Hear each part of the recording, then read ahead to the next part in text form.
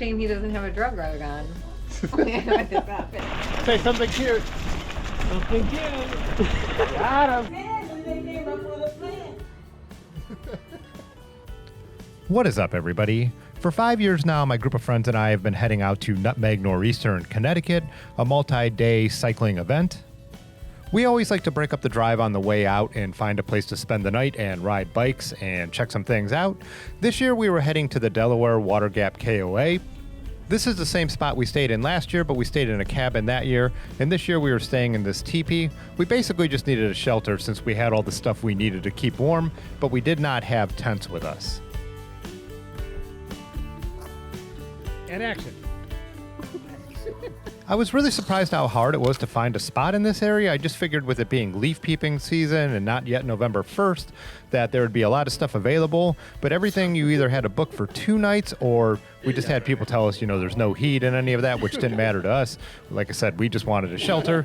But regardless, we figured this place worked last year when we had the cabin, so this kind of cool little teepee thing would be good enough.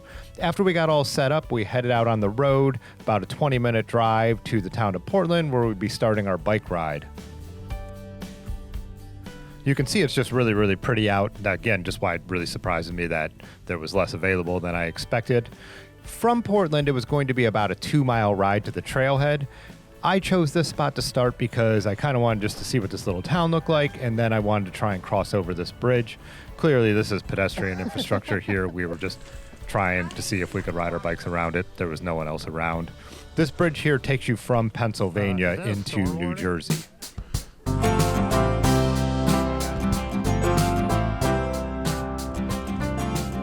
Last year when we stayed at that KOA, we rode the McDade Trail, which we were really surprised by because we were expecting a typical rail trail, but that one actually had a lot of elevation.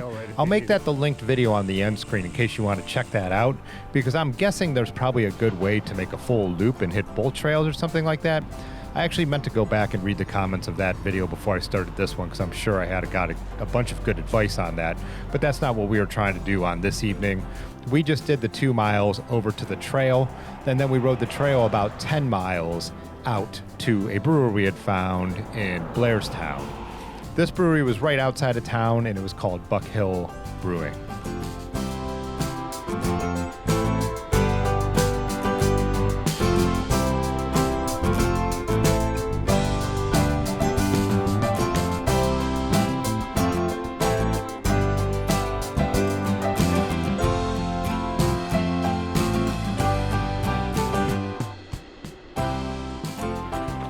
Here we are entering the trail. I didn't do a ton of research about what the surface was actually like, so I was kind of surprised that it was the single tracky gravel at first. A lot of it was more just like dirt, but none of it was like a full-on rail trail that you would expect, because this is a rail trail. It was all a little bit more rustic. Obviously we enjoy that, but it's something to know in case you were going to go out and ride this. It's not that you couldn't ride it on a road bike, but it would be a little less than ideal. I don't think you would want to be out here on skinny tires after it had rained or anything like that.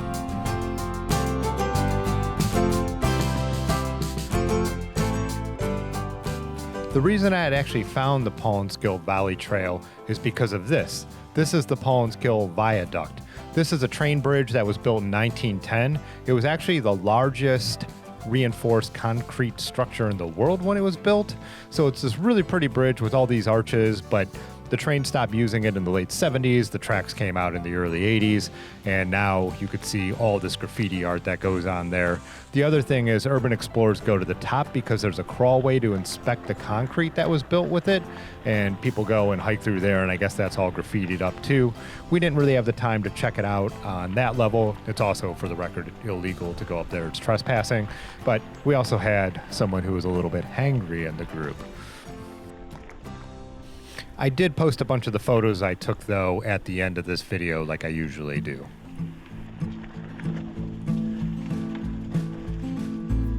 So even though the trail is rustic like this, we didn't really have any problems with trees down or having to constantly get off the bike. It was all very rideable. I did read on one of the rail trail pages after that there are some sections that are more well maintained. I don't know if that means the surface is different, if it's more of a crushed limestone or paved or anything like that, because we only did the 10 miles that you'll see here that we rode to the brewery.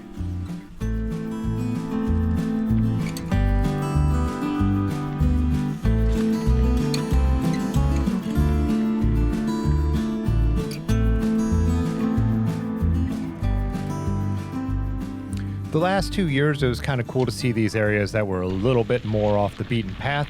The 3 years before that, we did cities because we did Albany, Syracuse, and then Kingston. When we stayed in Kingston, we stayed for a while, so we did explore a lot of the more rural surrounding areas and a lot of the mountain bike trails out that way as well.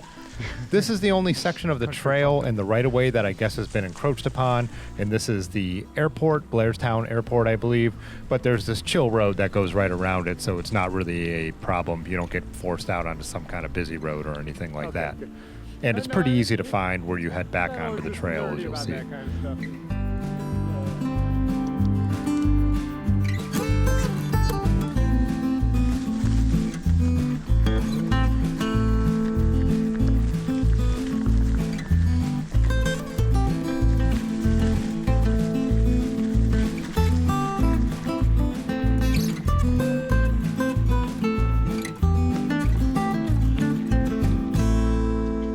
It's kind of interesting that both of the last 2 years we've ended up on rail trails that didn't really feel so much like rail trails.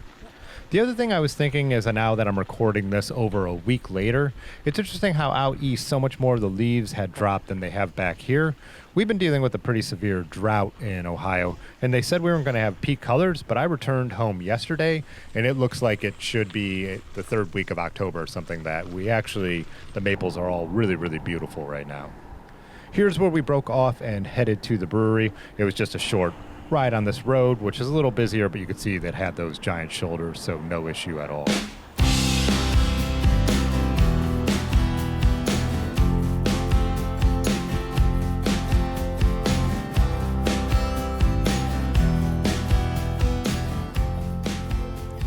Aaron's beer was just okay. My beer was a lot better. And Brad and Ben both had cocktails that they both thought were really good. Dinner and the food there was good as well. And then we just turned around and hit the exact same route back, but it was totally different because it was dark out. Aaron actually also forgot her headlight, but we kind of just kept her in the middle there and it wasn't too big of a deal. It's one of those things too, when I always watch back the videos of riding at night, it looks like it's so confusing and so dark. But here I remember being able to see the sunset, and it's easy to see the trail in front of you. Anyone who's ridden at night knows that, but yeah, it's just the way the GoPro exposes or kind of any small action camera does. It just looks like it's so much darker than it was. Here we stopped at Shawnee Craft Brewing, which is where we had dinner the year before. This is right around the corner from the KOA, a really cool spot. Last year we had their pizza and it was really, really good. This time we just stopped in and had a couple beers and it was open mic night before heading back.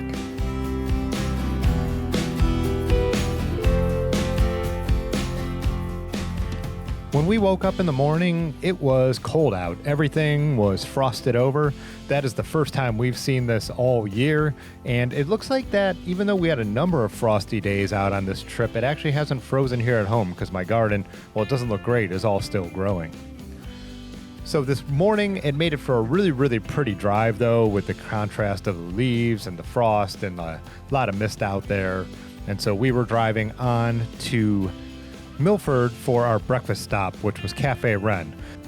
This is a coffee shop that we have stopped at the previous year and were really pleasantly surprised by. Really good coffee, tons of breakfast sandwich options, so hot breakfast, and then a bunch of pastries as well. So we stopped in Milford, got fueled up on coffee and breakfast before getting back out on the road and heading towards Connecticut.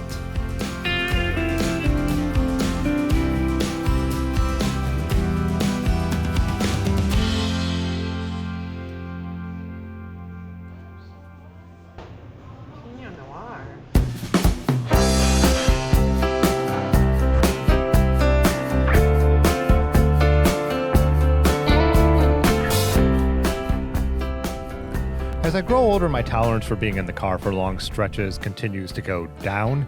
But one thing about the drive between Ohio and Connecticut, it is actually very pretty, especially in the fall, just in the rolling hills and into the mountains and all the different fall color. Here we're crossing over the Hudson and now into Connecticut.